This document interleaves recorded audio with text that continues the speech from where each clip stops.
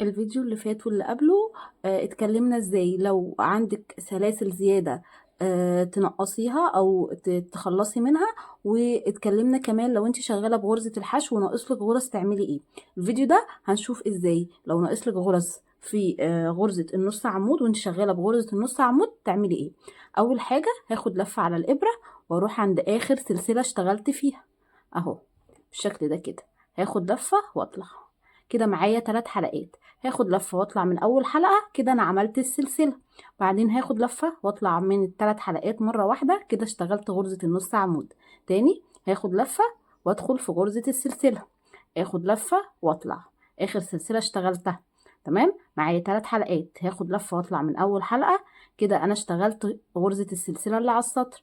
معايا 3 حلقات على الابرة هاخد لفة واطلع من 3 حلقات بس كده. وزودي بقى لحد ما توصلي للمقاس المناسب ليكي او الغرز اللي ناقصاكي. والفتله دي على فكره بندخلها تحت الغرز بابره التنظيف عادي.